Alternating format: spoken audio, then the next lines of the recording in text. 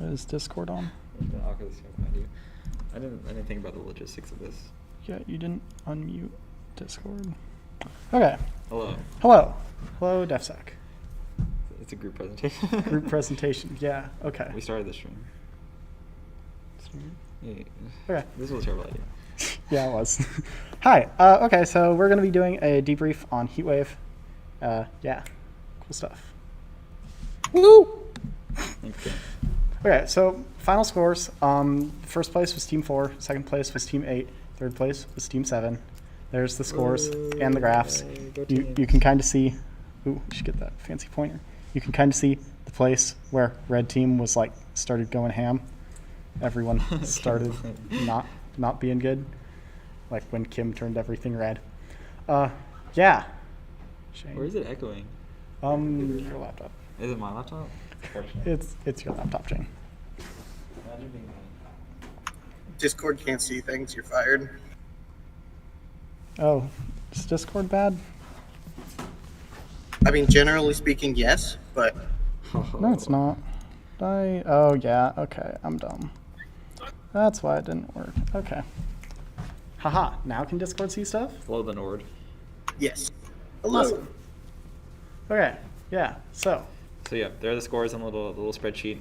If you can look at the numbers, you'll see that injects were a large portion that made the difference, at least for the final scores. Any concerns or questions? Excellent. So if you forgot or you weren't there, here are the boxes. Yeah, oh, we're switching? Okay. So Pumpkin was on .10, and you can already read it. So we got lazy and we put Metasploitable as .12, but we put another custom app on top of it from Galen, so no longer lazy. So those are the boxes. Kacha, are you here? Man, he said he was gonna be here. Okay, so basically, Kacha made an app, so you could buy pumpkins, or you could view them and then see their weight, their name, and their price. They all have names. These were custom handpicked names by Kacha. Some vulnerable parts, you were supposed to, this obviously is not like something you can install on Apt. It's a custom web app. So here were some things that you should have figured out were wrong with it and then fix them because it's a long form. Number one was the username was executed as Python code, and if it failed, it just interpreted normally as like a argument. So if you put Python as the username, you could do whatever you wanted. yeah, pretty bad. Also, he turned off the debug pin, which means that if you were able to error out the application in any way, you had basically a Python console. So that's kind of sketch. And also there was like SQL injection, but I mean, with all the other bugs, SQL injection is kind of low priority. Yeah. Oh, and it was running as root, so that's kind of sketchy. Yeah, you should demote it if it doesn't need it, which it didn't. Also remember to change the DB password. Yeah, so here, if you manage to error it out in any way, then you just got like a root console. So yeah, that's Kutcha's payload. You see Gurg on your system, you know you've been shod.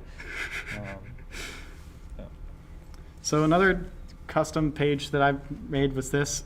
Super simple. It just took whatever was in the search box and like searched for that in Etsy password, just straight there. That was supposed to be running as root. I don't think I actually fixed it so it was running as root, but yeah, either way. Easy command execution. So from white team, we saw lots of connections. At one point, I think there was 170,000 connections, but I did not screenshot that. Lots of gigs of network traffic, so people were very active. Most of the active connections were probably like MassScan or Nmap or something. Yeah. So it's not like people had like 65,000 web tabs open. Yeah, most of it was red to blue and blue back to red callbacks. So, yeah. Here were the inject scores. You can see we were very light on the grading workload, which is fortunate because we don't like grading injects. So only 2 teams submitted them, and you can probably tell which teams are which because they're numbered sequentially. But yeah, injects matter, and very few people did them. And also, on one of the injects, there was a rogue user, and we ended up just like, so the inject was to remove that user, and if you didn't remove the user, well, it didn't really matter because either way, we just posted the user's passwords into the red team channel. So like if you had been on top of injects and removed that user when the inject came in, then wouldn't have gotten just straight root creds on every box. Yeah, so that's not normal. It's a little Yeah. cheese, but you should It was kinda janky. You should pay attention to the jokes. Here's some green team shenanigans. There's a snapshot of the mini crickets that were sent. Green team was only 15% of your score, but still responding to them is worthwhile, even if it's just like a topical like, hey, sorry, we're working on this. Anything helps to stave off the cricket onslaught. So some quick tips for blue team in general. The 3 things that I think you should do and would like secure 90% of the things that are wrong. Number 1, change your passwords. Number 2, set up a firewall. And then number 3, secure your critical services. So more on 1, make sure that your password changes actually work. On all the systems, my favorite thing to do is CPF. You don't know this, obviously, but we do this a lot. What the heck? Stealing people? She regrets not saying this to Dylan. Dylan tried to get her to date him really hard. Is that right? At prom even, he tried so hard. Hi, And I Rand. knew that she should have said That's yes to no. him. The Nord? Nope, Because that I was thought she Darren. liked him a lot, and she just convinced herself that she That didn't. is It was Darren. now muted. Anyway, back to the juice. So my favorite Wow, thing you're is just blaming me. Hi, Rand. Sorry. Sealing wizards. I like to copy Pam permit to Pam deny, because then it looks like the same, but instead of denying it, it permits. So if you want more on that, you can watch the Pam presentation, or you could just man Pam. And then for Windows, there were some jank scripts. Like whenever you open PowerShell, it would run profile.ps1, which would add some user. So that's like the one thing I know how to do on Windows. So expect it, and then you can talk about them. Yeah, other than that, firewall, if you just like turn on your firewall and set it up super basic, just add like 1 rule for each of your services, that will stop most of the shells that red team can get off of you.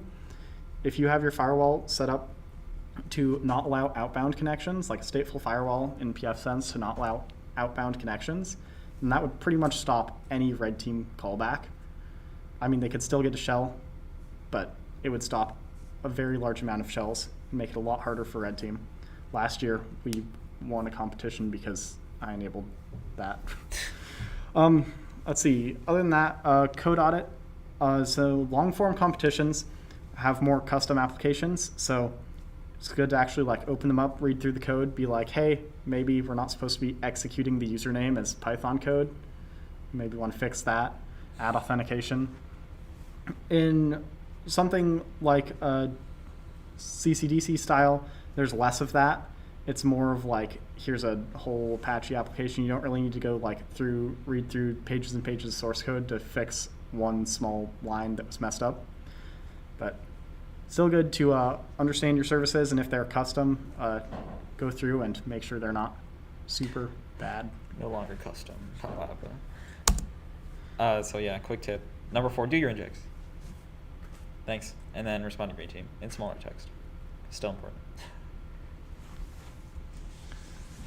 So quick Linux monitoring tips. If you want to see established connections, you want to see the 40 GURGs, then you can do ss-piant. And ss-plunt will show listening. So if there's like a 4444 or any of the same number 4 times, it's probably malicious.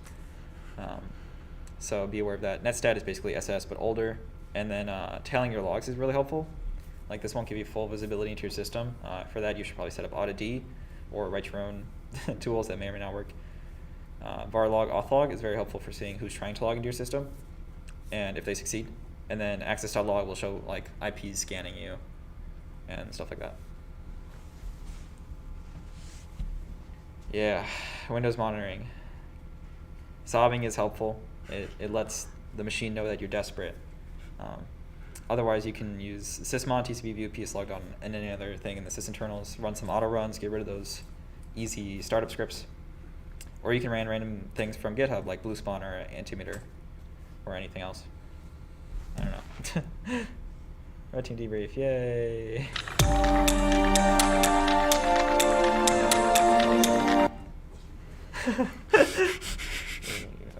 Yeah, so overall, it's like, good job.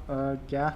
Make sure to fully kick red team out. So, like, toward the end of the competition, team 8, we were battling with them a little bit, and they just kind of they just kept repeatedly killing red team connections, and that's good, but also wastes a lot of time if you're just repeatedly running, like, kill all SSH.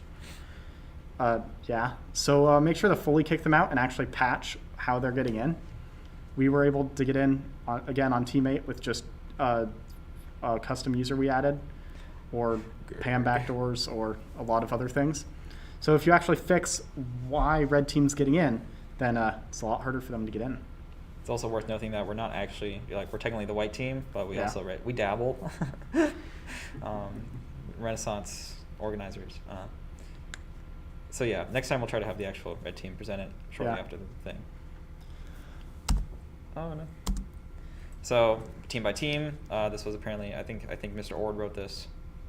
Care to comment, Mr. Sealing? Existence is pain. Okay.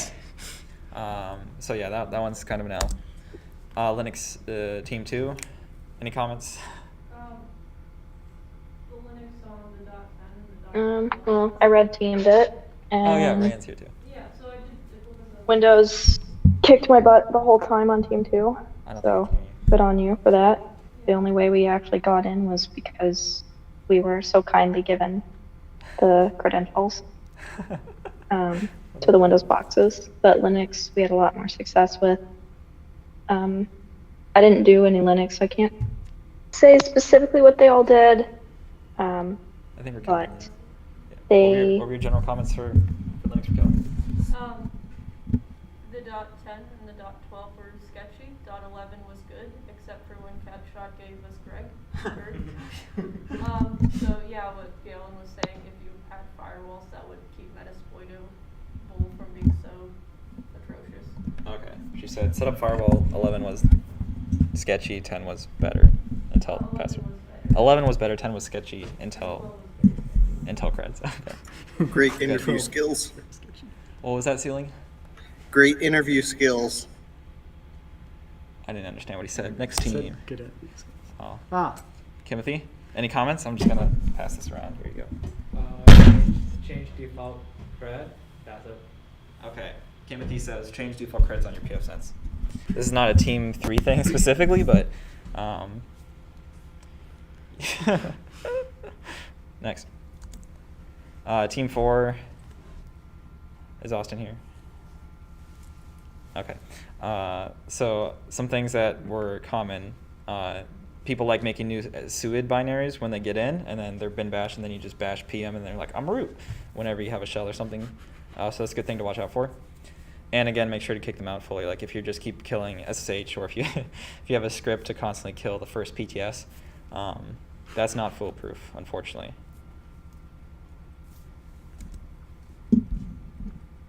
Team 7 is cricket. But they did good. And then Team 8, yeah. Yeah, so Team 8 did good job on actually auditing the source code. I think they're one of the only teams that actually disabled some of the applications we had. And they were kind of social engineered by CutShot, so don't trust Red Team. Red Team's probably lying to you. Even if he doesn't mean to, he's lying. Yeah. CutShot accidentally lied to Team 8 and got them to give us creds to something. Kind of rude. And then yeah, check your auto run scripts because they run automatically. So in conclusion, PFSense was the thing, and like one team actually ended up using it. Well, and Kim ended up Two using teams. everyone else's. So set up PFSense if it's available. Like just setting up PFSense restricts the attack surface to only your scored services as opposed to any random garbage we throw on the box. For example, Metasploitable versus Metasploitable with PFSense, like much more secure. I mean, it's still Metasploitable, but like much more secure. Changing passwords, a few teams still had default creds by the end of the competition, so that's kind of very not good.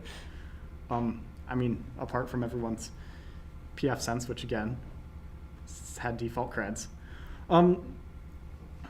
Also, scripting. Scripting is good. You're not allowed to like pre-script, so you can't like copy your script from GitHub. But if you have your script on a piece of paper, then you can like type it up, and it works. And yeah, good stuff. Like password change script, probably a good idea. And watch out for SUID binaries, PAM, a little bit sneakier. If you try to log into a box and it doesn't ask for a password, that's probably not a good thing. Yeah, not for convenience, despite what the comments and This could come up in an audit. Thanks, yeah. Lucas. Another thing noted for firewall is you should also do host-based firewall. pfSense isn't like a cure-all because it could be slaughtered, and if someone gets on your network anyway, they could pivot from box to box or pivot internally.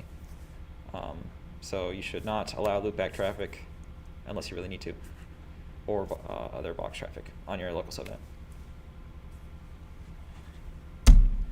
Questions? Any questions? Sealing people questions? 0 questions. So good.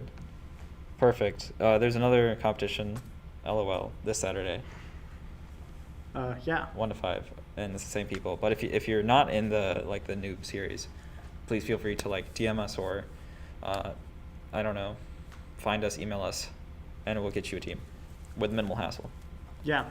This competition's CCDC style, called DCDC Okay, 'cause for it's some a reason.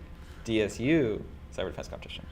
And that means that basically the only time where you actually have to be there for the competition is just 1 to 5 on Saturday. So Low commitment, yeah, optimal. low commitment.